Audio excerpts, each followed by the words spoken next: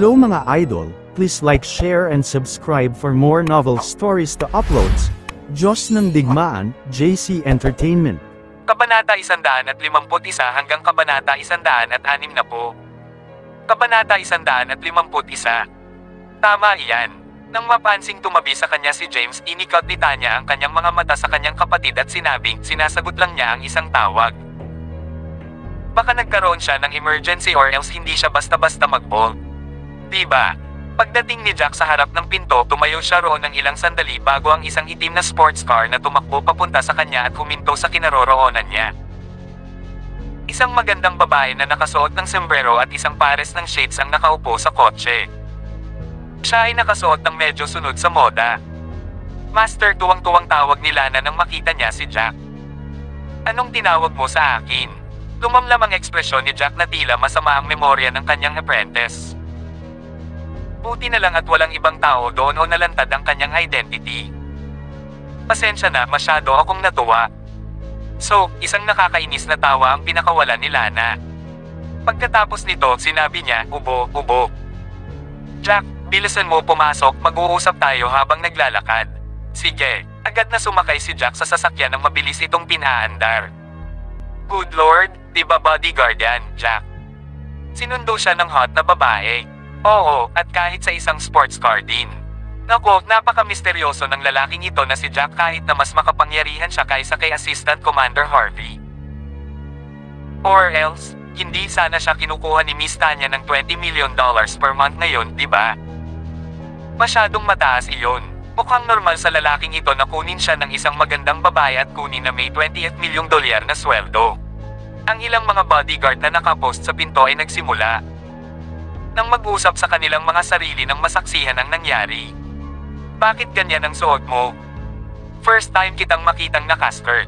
Pakiramdam ni Jack ay walang magawa habang nakatitig sa mahahabang binti sa tabi niya. Palaging nakasuot ng military fatigue si Lana sa harapan niya. Bagamat siya ay isang katamtamang hitsura na babae, si Jack ay hindi kailanman tumingin sa kanya bilang isang babae. Gayunpaman, ngayon nagulat siya sa hitsura ni Lana. Nakasuot si Lana ng plain lukang skirt na nakatikip lang sa kalahati ng kanyang hita. Nakasuot din siya ng isang pares ng hikaw at naka-lipstick. Napakababae niyang tingnan. Not to mention, sobrang puti ng legs niya na parang nanlilisik sa mga mata ng mga tao. Gayunpaman, marahil ito ay dahil sa kanyang patuloy na pag-eehersisyo na ang kanyang mga kalamnan sa binti ay mukhang medyo matatag at tila malakas kapag tiningnan ng iba. Parang exotic talaga ang isang babaeng katulad niya. Babae pa naman ako, anong kakaiba sa suot kong palda? Tsaka, na-discharge na ako at naibalik na lahat ang pagod ng militar. Naiintindihan mo ba? Kaya, dapat ba akong palaging kumilos bilang isang tao na nakasuot ng buong pagkapagod sa militar na may permanenteng mapait na tingin sa aking mukha? Habang nagmamaneho si Lana, sabi niya, "Sai, I'm bored to death these days. Lahat ng uri ng malalaking kapangyarihan ay gustong-gusto akong makilala. Gabi-gabi sila pumupunta sa manor ko to the point na muntik na akong mahimatay. Alam mo naman na ayaw ko rin sa pakikipag-ugnayan sa negosyo kaya hindi na ako nag-abalang makipagkita sa kanila." Teka, hindi mo sila nakilala? Paano mo nasabi sa kanila na hindi mo sila makikita? Tinukso siya ni Jack tungkol dito matapos itong pag-isipan. Nag-hire ako ng kasambahay at ilang katulong. Tsaka hindi naman ako kapos sa pera ngayon, Jack. Pumalaklak si Lana nang hindi niya mapigilan ang sarili na palihim na sumulyap kay Jack. Tahimik niyang binibigkas sa kanyang puso na ang kanyang Panginoon ay talagang mukhang mas gwapo ng walang pagod sa militar. Kabanata 152. Oo. Ngayong tahimik na tayo. Magpahinga na kayo at kumalma ng konti. Tumawa ng mahina si Jack at sinabing, nag-text sa akin ang Kuya Abner mo na nagsasabing masyado siyang naiinip at magbabakasyon siya. Talaga. Nang bumalik si Brother Johnson, dinagsa siya ng mga tao sa kanyang nayon. Balita ko marami nang naghihintay na ipa-autograph niya. Good Lord, that's in though. Tumawa si Lana at sinabing, tama, Jack, paano ka? Alam na ba ng asawa mo at ng iba ang iyong pagkatao? Hindi. Baka sa mukha ni Jack ang matamis ng ngiti. Wala pang nakakita ng ganyang ngiti noon. Aniya, ayoko munang ipaalam sa kanila sa ngayon. Natatakot ako na baka hindi nila matanggap ang aking pagkakakilanlan kung ibinagsak ko ang bombang ito sa kanila. Not to mention, I wish to live a peaceful and undisturbed life. Napaluha muli si Lana matapos marinig ang pahayag ni Jack. Sabi niya, "Oh how I envy you." Kung alam ko ng mas maaga, hindi ko ginhasto ang walang laman na pamagat na ito o naisin itong opisyal na ipahayag. Nako, ang sarap sana kung mabubuhay ako ng mapayapa. Ngayon, alam na ng lahat ng Daxio kung ano ang hitsura naming lahat, ang mga gods of war. Kung hindi ko na kailangan pang magsuot ng shades para lumabas. Pakiramdam ko dapat ay naka-face mask ka. Hindi talaga ligtas ang pagsusuot lang ng isang pares ng shades. Pang-aasar ni Jack sa kanya habang nakatingin sa itsura niya. Ang totoo, nang nakaparada ang sasakyan ni Lana sa kanyang harapan, sa totoo lang ay hindi niya agad nakilala na ito ay ang babaeng disipulo niya. Nang marinig niya ang boses nito ay napagtanto niyang siya iyon. Oo, bakit hindi ko naisip yun? Hindi, kailangan kong magsuot ng face mask mamaya, lalo na sa mataong lugar. Masama kung makikilala ako ng isang random na mayayamang bata. Agad na sabi ni Lana. O sige, sa lugar na dadalhin mo ako, anong klaseng lugar ta? Tanong ni Jack pagkatapos ng ilang pag-iisip. Isang auction house. Habang nagmamaneho si Lana, sinabi niya, "Nabalitaan ko na may nakakuha ng kanilang mga kamay sa isang kayamanan. Ito ay isang makinang na perlas na kasing laki ng ping-pong ball at napaka-espesyal. Kung ilalagay ito sa frame ng kama, makakatulong ito sa isang pagtulog at may mga chismis pa na maaari nitong pahabain ang buhay ng isang tao. May isang auction house sa lungsod na ito." Sumimangot si Jack at sinabing, "Medyo malaki ang makinang na perlas na iyon, tama ba? Dapat nating tingnan." Oo. Alam mo ba kung ano ang base price nito? Pagkatapos mag-isip tungkol dito saglit, sinabi ni Jack, "Maaari tayong magbid para sa bagay na iyon dahil malapit na ang ikapitong kaarawan ng matandang master at iniisip ko pa rin kung ano ang makukuha ko sa kanya." Talaga? Kung gusto mong magbid para dito, gawin mo. Tumawa si Lana. Ang pangunahing layunin ngayon ay magbid para sa bagay na iyon. Ang auction house na ito ay kadalasang nagsusubasta ng mga sikat na painting o antique. Ang maliwanag na perlas ngayon ay pribado na isino-auction at hindi alam ng marami ang tungkol dito. Ipinaalam lamang nila ang ilang una at pangalawang klase ng mga aristokratikong pamilya at hindi man lang nag-abala sa mga pangatlong klaseng aristokratikong pamilya. Paano mo nalaman ang tungkol do? Nagulat si Jack habang nagtataka niyang tanong. Best wag mo na lang ungkatin yan. Ang mga random na mayayamang anak na iyon at lahat ay gustong mag-butter up sa akin. Alam mo ba na habang papalabas ako, kalalabas ko lang ng pinto ng may ilang mayayamang anak na lalaki ang lumapit sa akin na may dalang mga rosas. Ang mga taong ito ay hindi talaga ako mahal, ang nakikita lang nila ay ang aking mga koneksyon at kapangyarihan. Walang magawang sinabi ni Jack, "Pinakamahusay na magsuot ka ng face mask mamaya. Isuot mo ito tulad ng ginagawa ng mga celebrity o kung hindi ay makikilala ka. Nako, ang ganda ng buhay mo." Kung walang nakakaalam kung sino ka, hindi mo kailangang mag-alala sa mga taong nang iistorbo sa iyo kapag naglalakad ka sa lansangan. Naiinggit sila na habang nakatingin kay Jack sa tabi niya. Sinabi niya, "Naisip mo na rin ang iyong mga pangmatagalang plano." Kabanata 153. Kaya para hindi ko mailantad ang aking pagkakakilanlan, dapat kang magbid para sa makinang na perlas na iyon sa isang sandali. Sabi ni Jack habang tumatawa. Oo, habang sinasabi niya iyon, isang mapait na tawa ang pinakawalan ni Lana. Sa sandaling ito, may humigit kumulang 12 bodyguard na nakasuot ng itim na suit at nakatayo sa may pintuan ng auction house. Mukha silang punong-puno ng espiritu at tumayong matangkad. Mukhang malakas sila. "Nandito ba kayong dalawa para sa auction?" Tanong ng isa sa mga bodyguard nang makita niya sina Jack at Lana. Siyempre, napangiti si Lana habang casual na naglabas ng itim na card at iwinagayway ito sa harapan niya. "Pakiusap, pumasok ka." Nang mapansin ito ng bodyguard ay agad siyang umatras at pinayagan silang makapasok. Pagdating nila sa auction, siksikan na sa loob. Parehong nakahanap sina Jack at Lana ng pwesto sa likod sa may sulok at naupo. Anong ginagawa ng lalaking Jack na yan dito? Sa sandaling ito napansin ni Young Master Clark na nakaupo na at naghihintay ng auction si Jack. Kumunat ang noo niya at tumingin kay Lana na nasa tabi ni Jack bago pamulong, hindi tama, hindi si Selena ang babaeng katabi niya. Isa pa, sino naman ang babaeng iyon? Ang kanyang katawan ay hindi masyadong masama. At siya ay mukhang medyo sexy at matikas din.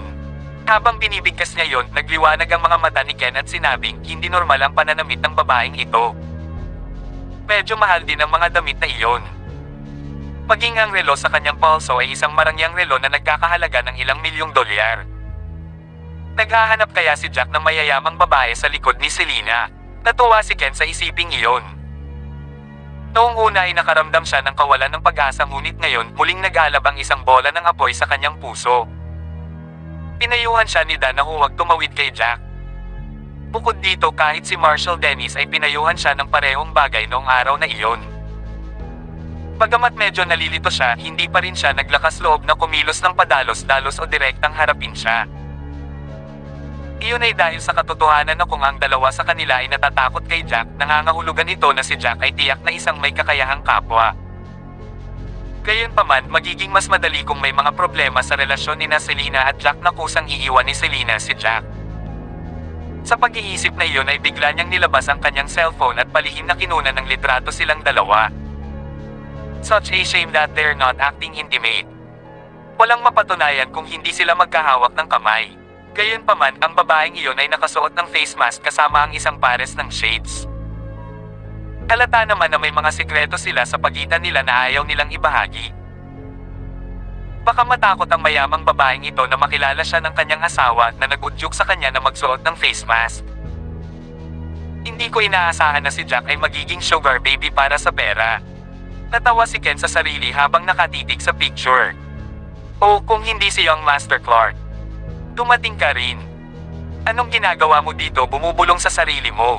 Nang mapansin ni Michael na nasa likod si Ken ay agad itong umupo sa tabi niya habang tinanong niya iyon.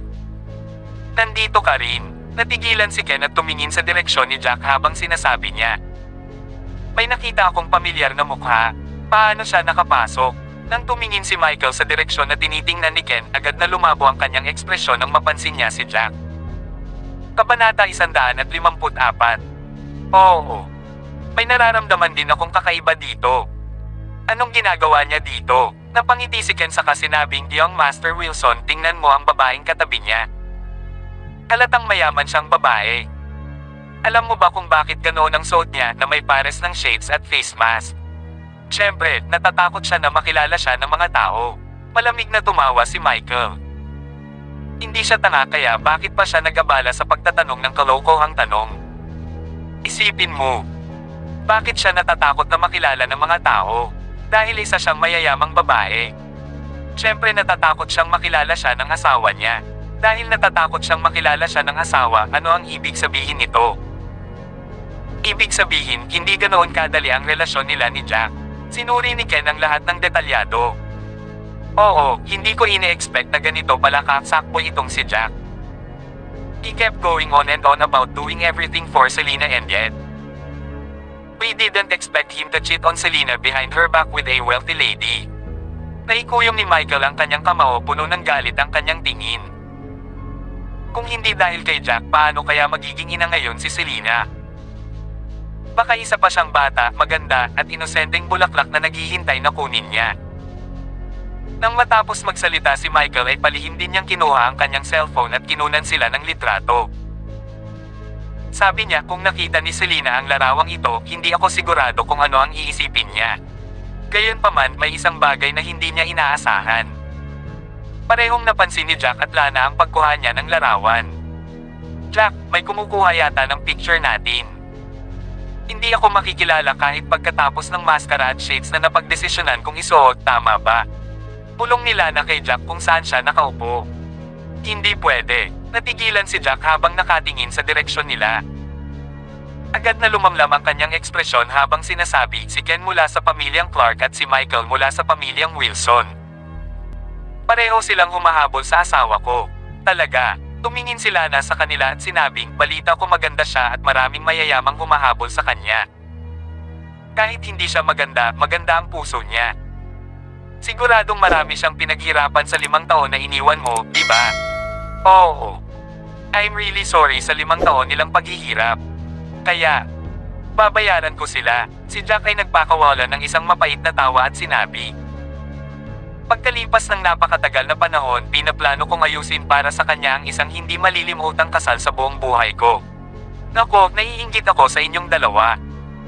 Perfect match kayong dalawa at literal na ginawa para sa isa't isa. Matapos sabihin niyo ni Lana. Nakaramdam siya ng kaunting inggit sa kanyang puso dahil pakiramdam niya ay wala pa siyang nakitang lalaking mas magaling at mas mahusay kaysa kay Jack. Kakaiba yan, kailan mo pa ako natutunang mantika? Sabi ni Jack sabay tawa habang nakatingin kay Lana. Nagsasabi ako ng totoo. Anong ibig mong sabihin butter you up? Napangiti si Lana. Oh good lord, start na naman yan. Sa sandaling ito na ang young master ng pamilya Hugo na si Neil ay lumakad sa harap ng pintuan kasama ang isang grupo ng kanyang mga alipin. Nang mapansin niya si Jack, agad niyang ikinuyom ang kanyang kamao. Hindi niya makakalimutan ang insidente kung saan siya binugbog ni Jack sa tangkang panliligaw kay Selena nang mapansin ang kagandahan nito habang nakasakay sa electric scooter. Mula noon, nag-empleyo siya ng ilang ruffians para alagaan si Jack kasama niya. Gayunpaman, hindi niya inaasahan na magiging walang silbi ang mga ito dahil natisod sila palayo kay Jack matapos siyang bugbugin. Sa kabilang banda, marahas siyang sinampal ni Jack ng ilang beses. Kaya naman, namamaga ang buong mukha niya at hindi na siya naglakas loob na umuwi noong araw na iyon. Natatakot siyang asarin ng kanyang pamilya kapag nakita siya ng mga ito sa ganoong kalagayan. Hindi niya inaasahan na makakatagpo niya si Jack na lubos na nakahanda na magbid para sa makinang na perlas ngayon. Kabanata 155. Sino iyon, young master? Napatingin kay Jack ang isa niyang alapers. Hindi niya alam kung sino si Jack. Yun yung bastard na bumugbog sa akin last time. Gadamat, hindi ko siya papayagang makatakas this time. Galit na galit si Neil nang sabihin niya iyon sa lalaking katabi niya. Ito ay isang auction house, young master. Hindi nararapat na makipag-away dito. Agad naman siyang pinayuhan ng lalaki. Pagkatapos ay sinabi niya, bagaman ako ay makapangyarihan. Nangangahulugan ito na hindi ko iginagalang ang boss ng bahay na ito sa auction kung ako ay magdudulot ng eksena dito. Ikaw, napatingin si Neil sa lalaking nakasot.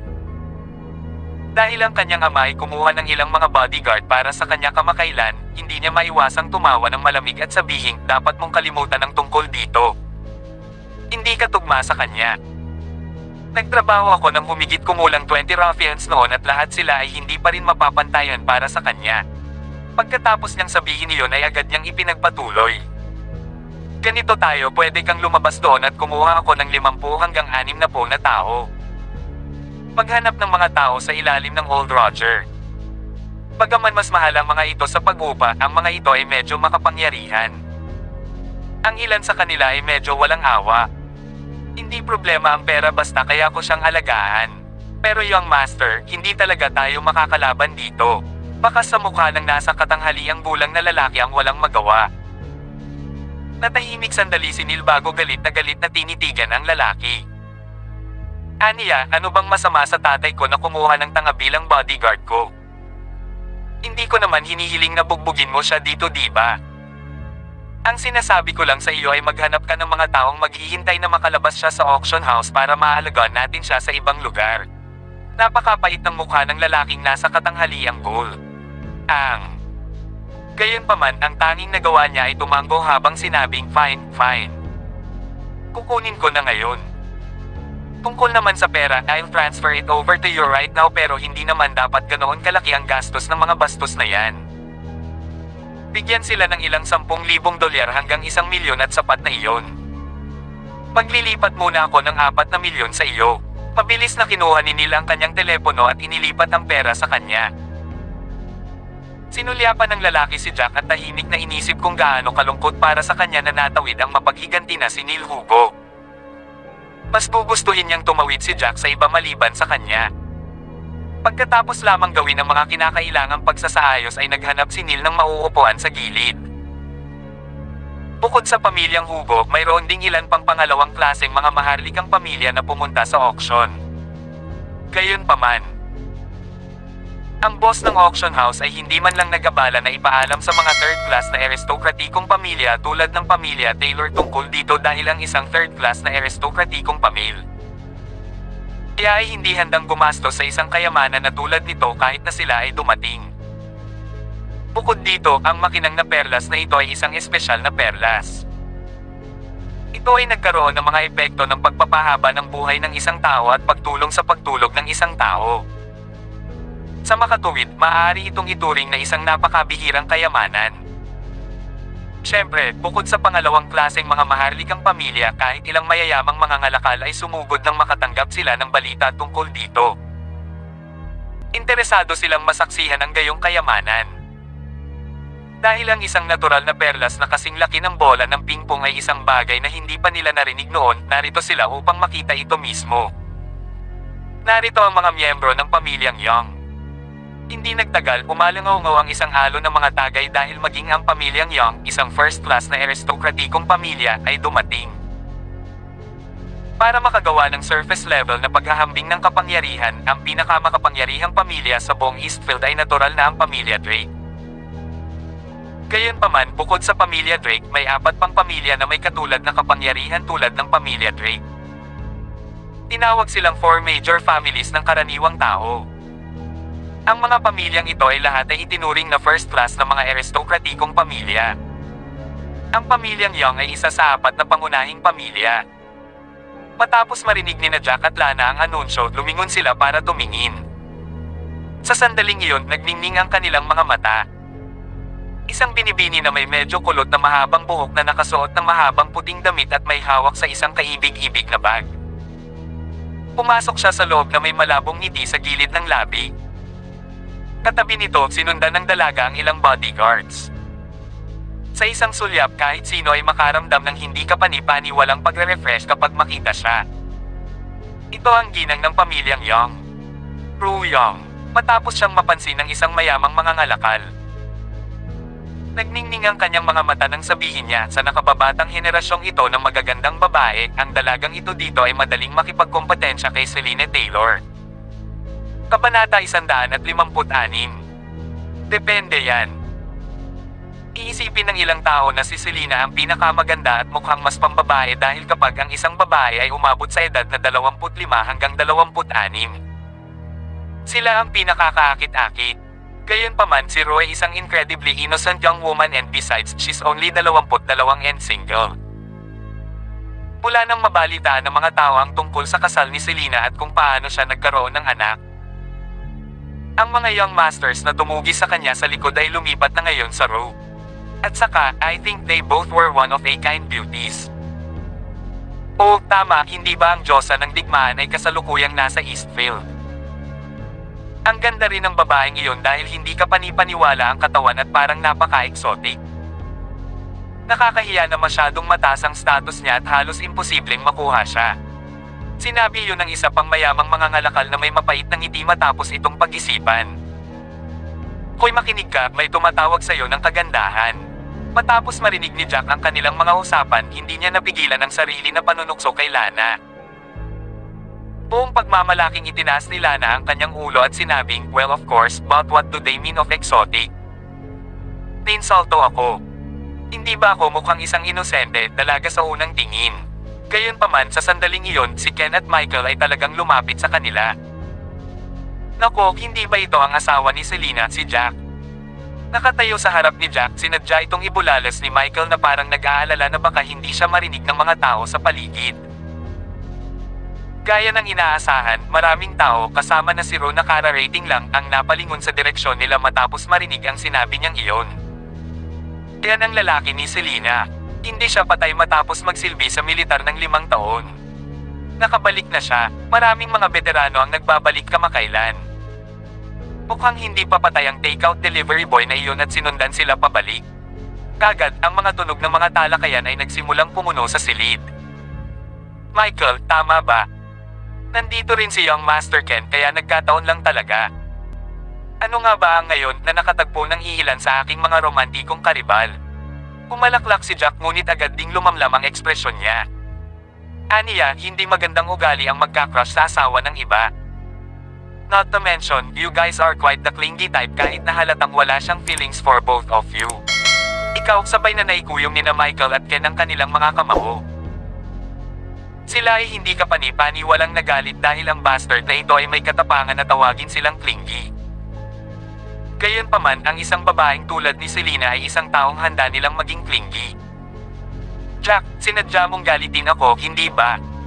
Hindi ako mahuhulog sa mga pakulo mo. Hindi nagtagal at muling ngumiti si Ken habang nakatingin kay Lana sa tabi ni Jack.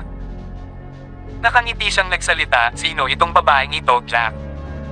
Pareho ninyong sinadya na umupo sa isang liblib na lugar sa isang malawak na bukas na bulwagan. Don't you dare tell me na hindi mo siya kilala. Ganoon ba kaimportante na malaman kung kilala ko siya? Ano ang kinalaman nito sa iyo? Sa mga mata ni Jack pareho silang nakakainis na langaw. Oh please, wala kang lakas ng loob na sabihin, di ba? Ang sagot ni Jack ay lalong nagpagulo sa kanila. Kahit na sabihin sa kanila ni Jack ang tungkol sa kanilang relasyon, hindi sila maglalakas loob na patunayan ito. Gayunpaman, si Jack ay hindi sapat na matapang upang ipaliwanag ang anumang bagay tungkol sa kanilang relasyon. Kaya sa kanilang mga mata, si Jack ay nagkasala at natatakot na malaman ng mga tao kung paano siya naging sugar baby sa ibang tao. Wala akong dahilan para sagutin ka. Malamig na tumawa si Jack habang nakakaramdam ng labis na pagkadismaya. Kabanata 157. Puntong hininga, baka asawa ng mayamang mangangalakal ang babaeng iyon, di ba? Ang relo sa paligid ng kanyang pulso ay nagkakahalaga ng higit sa 1,000,000. Gayunpaman, ang tanging bagay na nais kong malaman ay kung bakit siya nakasuot ng maskara at isang pares ng shades. Pamantong hininga si Ken bago sinabing. Kaya naniniwala ako na kahit na hindi ako magsabi ng kahit ano, kahit sinong matalino ay mahuhulaan ang relasyon ninyong dalawa, di ba? Wala namang paraan, di ba? Si Jack ba talaga ang asawa ni Selena? Imposible naman yun, di ba? Siya ang may lakas ng loob na maghanap ng ibang babae kapag si Selena ay napakaganda. Nang marinig iyon ng isang medyo may edad na mayayamang mangangalakal, nagulat siya. Sino ang nakakaalam kung ano ang dahilan? Tignan mo ang mayamang babae na iyon, hindi siya ganoon katanda, dagdag pa ang kanyang katawan ay nakakagulat na kakaiba. Lalaki, para sa isang mayamang babae na tulad niya, kahit na hindi niya ako bigyan ng pera, handa din akong gumawa ng iba pang mga bagay sa kanya. Hayaan mo kung bibigyan siya ng pera. Hindi na napigilan ng isa pang may edad na lalaki ang palihim na lumunok habang nakatingin sa sexing legs ni Lana. Oo, papayag din ako kung ako siya. Tuwang-tuwa rin ang isang young master mula sa pangalawang klaseng aristokratikong pamilya sa tabi nila. Sabi niya, kahit na ako ang nangungutang ng pera, magbo-volunteer din ako. Hindi ako asawa ng isang mayamang mangangalakal. At saka, bakit iniisip mo kung anong klaseng relasyon ang pinagsasaluhan namin ni Jack? Naging mapait ang ekspresyon ni Lana at tila malamig ang boses. Ito ang nagparamdam sa lahat na parang bumaba ng ilang degrees ang temperatura ng buong silid. Ang malakas na pahayag na iyon ay talagang nagpatahimik sa maraming tao doon na nag-uusap sa kanila. Siyempre may kinalaman sa akin. Sa wakas ay nagsalita si Michael sa sandaling iyon at sinabi. Ang pahayag na iyon ay nagpapatunay na niloloko ni Jack ang kanyang asawa upang maging isang sugar baby. Kung ganoon talaga siya kakaya, hindi namin siya pagtatawanan kung makakahanap pa siya ng ilang babae na makakasama niya. Ang nakakalungkot, gayunpaman, hindi ba mahihiya ang isang lalaki na maging sugar baby? Tama, veterano na siya. Paano siya lumubog ng napakababa sa pag-uwi upang maghanap ng isang mayamang babae? Dahil ba hindi na niya kayang tiisin ang buhay militar? Nakakahiya sa mga veterano. Sinisiraan siya ni Ken at Michael na parang kumakanta ng duet. Kung hindi kayo tumahimik, maniwala kayo na tatapusin ko kayong dalawa.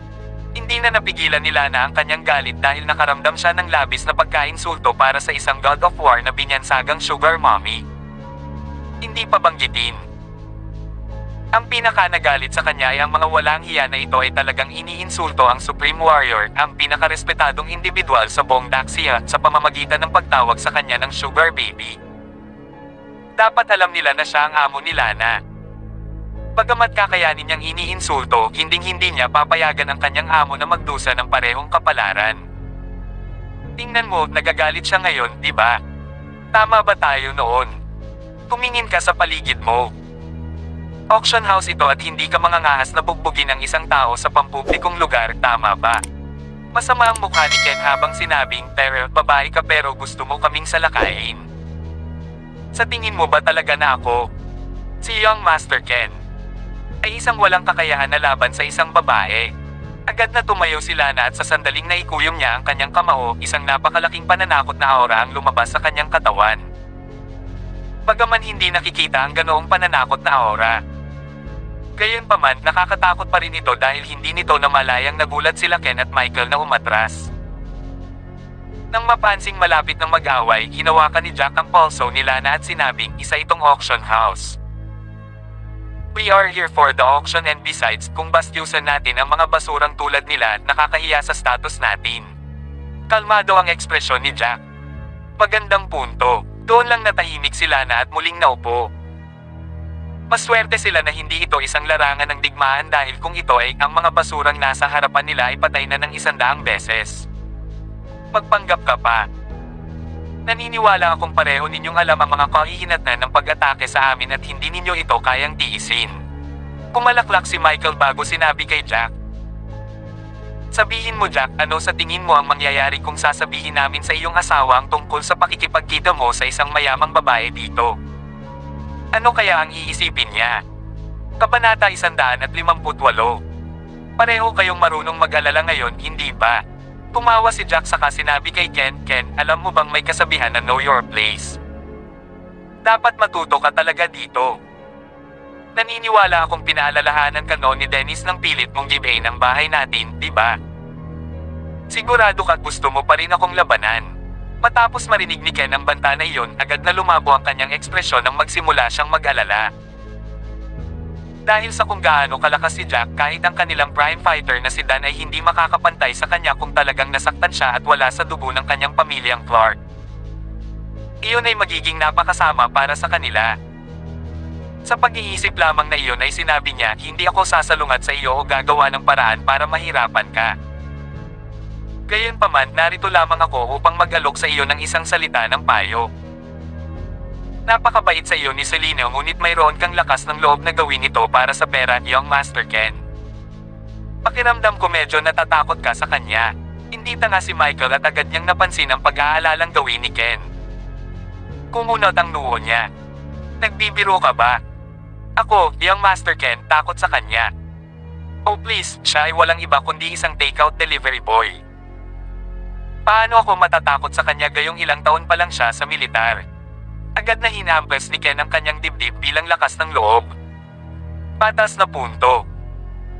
Pero na talagang interesado akong makita kung paano mo ito ipapaliwanag kay Selena kapag lumabas na ang katotohanan. Pagkasabi nun ni Michael ay umalis na siya kasama si Ken. Bukod dito, ang kanilang pangunahing layunin dito ay upang makita kung talagang naging sugar baby si Jack para sa pera. Mula sa naunang sitwasyon ng nabalisa ang mayamang babae na iyon, malinaw na hindi ganoon katapat ang kanilang relasyon. Ito lamang ay sapat na para sa kanila.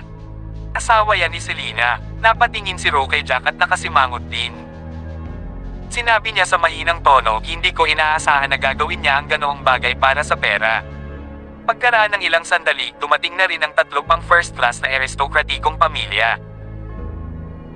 Sila ang Young Master ng pamilya Mont, si Grayson Mont, isang matabang babae mula sa pamilya George, si Sharon George, at ang Master ng pamilya Roy, si Robert Roy.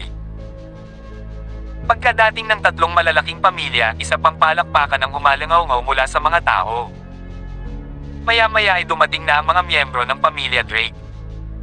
Sa pagkakataong ito ay si Timothy ang dumating kasama ang ilang bodyguards mula sa pamilya Drake. Pagkarating ni Timothy, hindi nagtagal ay napansin niya si Jack. Biglang naging mapait ang ekspresyon niya. Sabi niya, bakit siya pumunta dito? Sino yung babaeng katabi niya? Nagkaroon siya ng lakas ng loob na hindi seryosohin ang kanyang bodyguard at sa halip ay pumunta para makipag-date. Napatingin si Timothy kay Jack mula sa malayo. Nakaramdam siya ng labis na pagkadismaya sa kanyang puso. Gayunpaman, hindi nagtagal ay nagpasya siyang magpanggap na hindi siya nakikita at lumakad kasama ang mga miyembro ng apat na pangunahing pamilya habang sila ay nakaupo sa pinakaharap na karamihan sa mga upuan na sadyang nakalaan para sa kanila. Makalipas ang ilang minuto, isang matandang lalaki na may maikli at kakaibang hairstyle ang umakyat sa entablado ng auction na nakangiti. Ang dami nating tao ngayon. Maging ang ilang mayayamang mga ngalakal na hindi namin alam tungkol sa kaganapang ito ay naroroon din ngayon. Pumaba ng stage ang matandang lalaki at nakangiting nagsalita. Hayaan mo akong magsimula sa pagpapakilala. Supervisor ako ngayon. Nang matapos ang pagpapakilala, sinabi ng matandang lalaki, isa lang ang isusubasta natin ngayon at ito ay walang iba kundi isang makinang na perlas na nakuha natin noon. Ang bagay na ito dito ay talagang isang mahalagang kayamanan. Hindi lamang ito kasing laki ng bola ng pingpong. Ito ay may epekto ng pagpapahaba ng buhay ng isang tao at kung ito ay ilalagay malapit sa kanyang kama, ito ay makakatulong sa kanilang pagtulog. Sige na. Sabihin lang sa amin kung magkano ang base value. Busy lahat dito. Mukhang naiinip na ang young master ng pamilya Mont habang diretsyong sinabi iyon. Oo. Kailangan ko pang mag-lunch sa lalong madaling panahon. Si Sharon na napakataba ng mukha ay hindi malinaw na bumulong sa kanyang mga salita habang kumakain ng popcorn. Halatang heavy eater siya.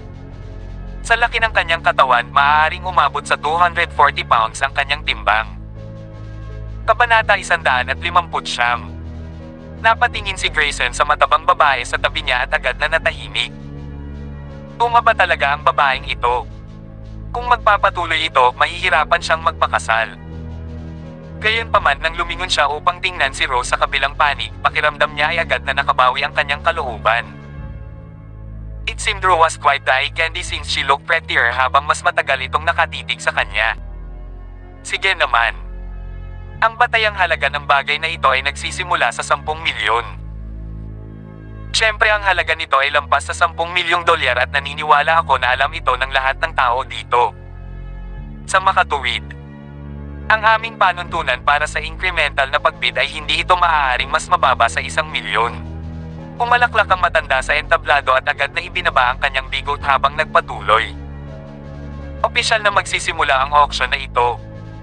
Ang kayamanan na ito ay pag-aari ng pinakamataas na bidder, 1 milyon. Kahit ako ay nahihiya na tumawag ng 1 milyong dolyar, agad na tumayo ang isang mayamang mga ngalakal at sinabing, ang bagay na ito ay maaaring bahagyang makapagpabagal ng metabolismo ng isang tao, kaya may epekto ito sa pagpapahaba ng habang buhay ng isang tao. Kung ang bagay na ito ay inilagay sa tabi ng isang unan sa loob ng mahabang panahon, ang pagpapahaba ng buhay ng isang tao ng 2 hanggang 3 dagdag na taon ay hindi dapat maging isang problema. Tama ba? Pagkatapos niyang magsalita, itinaas niya kagad ang kanyang kamay at sinabing, mag-aalok ako ng 20 milyong dolyar. Habang tinititigan ni Jack ang bagay mula sa malayo, alam niyang tiyak na makakatulong ang bagay na ito sa pagtulog ng isang tao. Gayunpaman, hindi siya masyadong sigurado sa epekto nito sa pagpapahaba ng buhay ng isang tao. Maaari ba talaga nitong pahabain ang buhay ng isang tao? Si Lana na nakatingin sa gilid ay tumingin kay Jack bago tinanong ang tanong na iyon. Hindi ako sigurado pero who cares? Ito ay isang kayamanan pa rin. Kailangan kong makuha ito, sabi ni Jack matapos itong pag-isipan. Sige. Dahil hindi pa kita nabibigyan ng regalo, ibibigay ko ito sa iyo pagkatapos. Tumanggo si Lana dahil alam niyang ayaw ni Jack na ilantad ang kanyang pagkatao. Dahil dito, tila siya ang bibili nito para kay Jack. 20 milyon. Itataas ko ito sa 30 milyon. Matapos kainin ni Sharon ang kanyang popcorn, pinunasan niya ang kanyang kamay ng tissue bago itinaas ang kanyang kamay at humadyo Jack habang nagsasalita. Nako, parang may mga mata din ang pamilya George. Sa bilis na ito, magiging imposible para sa sino mang gustong gawin itong isang simpleng pagbili. Oo. Dahil lahat ay nagtataas nito ng 10 milyon. Ito ay talagang hindi isang auction na sinadya para makilahok tayo. Ang ilang mayayamang mga ngalakal na naririto upang manood ay tanging mapait na ngiti lamang ang nagawa ng tuluyang nawasak ang kanilang mga paunang intensyon nang makita nila kung paano nilalaro ang sitwasyon. Sige. Talagang alam ni Miss Sharon ang kanyang mga gamit. Nasa 30 milyon na ang offer price, meron bang gustong magbid? Pumalaklak ang matandang lalaki at tumanggo sa entablado. Tinansya nila na ang perlas na ito ay nagkakahalaga ng 200 milyong dolyar. Iyon ay dahil ang perlas na ito ay talagang katumbas ng halaga. Gagawin ko. Itataas ko ito sa 40 milyon. Bulalas ni Ken. Young Master Ken, tatayo ako sa iyo kung ito ay iba pa. Gayunpaman. Ako rin. Nakatutok sa larwang ito, tumawa si Michael at agad na itinaas ang kanyang kamay at sinabing, itataas ko ito sa 50 milyon. Nang matapos siya, tumingin siya kay Jack at palihim na bumulong sa kanyang puso. Kung manalo ako sa bid para sa larwang ito at ibibigay ko ito sa kanyang asawa, hindi ako naniniwala na mananatili pa rin itong tapat sa kanya para sa isang regalo. Ang mahal nito. Not to mention, I'll show her the picture of him and that wealthy lady. Baka sa sobrang galit bigla kanyang lokohin. Sa isiping iyon tahimik na napalunok si Michael. Pabigla-bigla rin nanganak si Selena kay Kylie kasama si Jack sa sobrang galit, diba? Kabanata 106 na po. Bakit hindi mo ako i-bid mamaya? Magtaas lang ng random na numero. Ipapalagay ng mga tao na ikaw ang aking alipin. Sa ganoong paraan, hindi mabubunyag ang iyong pagkakakilanlan. Sinabi yun nila na kay Jack pagkatapos ng ilang pag-iisip. Tumango si Jack at sinabing, oo naman. Gusto ko pa ring guluhin ang dalawang iyon. Pagkatapos niyang sabihin iyon, agad na nagtaas ng kamay si Jack at sinabing 51 milyon. Sa sandaling iyon lahat ay napalingon sa kanya dahil ang brat ay itinaas lamang ito ng 1 milyon. Kahit sila na ay napahiya sa kanya dahil lahat ng iba ay nagtataas ng bid ng multiple na 10 milyon at ang lalaking ito ay ginulo ang ritmo sa pamamagitan lamang ng pagtaas nito ng 1 milyon. Wow, Jack, hindi ko akalain na mayaman pala ang mayaman mong babae. Sumasali talaga siya sa auction. Natigilan si Michael. Nakangiti siyang nagsalita, kaming mga miyembro ng mayayamang pamilya ay nagsimula ng makipagkompetensya sa aming sarili. Sa makatuwid, dapat kalimutan na lamang ninyo itong mga mangangalakal. Itago mo lang ang pera mo at manatili sa investments, okay? Pagtaas ng bid sa multiple ng 1 milyon. Mukhang hindi nila matiis na hatiin ang kanilang pera. Agad namang tumawa si Neil. Pagkatapos ay itinaas niya ang kanyang kamay at sinabing, magtataas ako ng 60 milyon. Maaari mong balewalain ang bid ni Jack ngayon. Matapos marinig ang pahayag na iyon, ang mga ekspresyon ng maraming mayayamang mga ngalakal ay naging mapait. Halata na sa kanila na hindi nila maagaw ang gamit. Bagamat maaari pa silang makipagkompetensya ngayon, malapit na silang hindi makayanan ang panggigipit mula sa mga pangunahing pamilya. At saka kahit na nag-away sila ng husto para agawin ang item, hindi ba sila masasaktan nito? Iyon ay isang bagay na kailangan nilang seryosong isaalang-alang. Young Master Neil, sigurado ka bang mababaliwala mo ang presyo ng bid ko? Minamaliit mo talaga ang kaibigan ko dito. Tumawa si Jack at diretsyong bumulalas 100 milyon. 100 milyon. Marahas na kumaibat ang gilid ng bibig ni Neil. Ayaw lang ba nitong hatiin ang pera niya kanina? Paano niya basta-basta natataas ang halaga? Itong lalaking ito ay nagpakita ng kanyang kamay nang hindi nagpapatalo. Nagulat si Grayson ng pamilya Mont kay Jack. Bulalas niya, ang taong ito ay talagang kawili-wili. Lumapit si Ken sa gilid ni Michael at sinabing, Young Master Michael, somehow something feels very off to me. Paano kaya naging mayaman ang mayamang babaeng iyon? Napakakaunting mayayamang mga ngalakal na maaaring basta-basta mag-alok ng 100 milyon, lalo na ang isang babae. Kung ginagamit ng babaeng ito ang pera ng kanyang asawa, imposible para sa kanya na mag-alok ng 100 milyong dolyar nang walang gaanong pagpapahalaga. At least, she'll need her man's permission to do so, right? Ito kaya ay sarili niyang pera. Siya ba ay isang babaeng negosyante? Mukhang ito lang ang dahilan na may katuturan kung kaya niyang gastusin ang ganoong uri ng pera sa ganoong tiwala na paraan. Naguguluhan din ang hitsura ni Michael habang sinabing, gayunpaman, hindi ba halos lahat ng mayamang babae sa Eastfield ay kilala natin? Paanong hindi ko na maaalala ang sino mang maaaring basta-basta maglabas ng 100 milyong dolyar at pabayaan sa murang edad? Naniniwala ako na siya ay isang lihim na may bahay sa ilang pangunahing mayamang tao o kung hindi, imposibleng hindi ko siya makilala. Tiyak na pipigilan nito ang pagbid ng mga regular na merchant ngayon. Isang mayayamang merchant na orihinal na naglalayong mag-alok ng 70 milyong bid ang nagpak. Awala ng mapait na tawa. Ngayon ay tuluyan na siyang sumuko. Gayunpaman, ang pagkabansot ay naging sanhi ng maraming tao na nag-aalinlangan sa pagkakakilanlan ni Lana. Sino ba talaga siya para gumawa ng ganoong kalupit na alok? Nako, mayaman ka, gwapo ka. Hindi masyadong pinapansin ni Sharon si Jack kanina. Gayunpaman, nang lumingon siya sa kanya, napalunok siya habang iniisip kung gaano siya kagwapo. Naninag niya ang pagkalalaki at nagkaroon ng epekto ang mga tao na umibig sa kanya sa unang tingin. Nang mapansin niya ang isang matabang babae na lumulunok habang nakatitig sa kanya. Kinilig ang puso ni Jack sa sinabi niyang, "Hindi ako ang mayaman. Tinutulungan ko lang magbid ang kaibigan kong katabi ko. Gaano kagwapo." Tinindatan siya ni Sharon at sinabi sa kanyang kaakit-akit na estado, "Hoy gwapo. Gusto mo bang ibid ko ang item na iyon para sa iyo at ibigay ito sa iyo upang ipakita sa iyo ang aking nararamdaman?" Natawa si Jack sa sinabing iyon habang sinabi niya, "Paumanhin, hindi ako interesado." Please subscribe and hit the notification bell for more novel stories. JC Entertainment.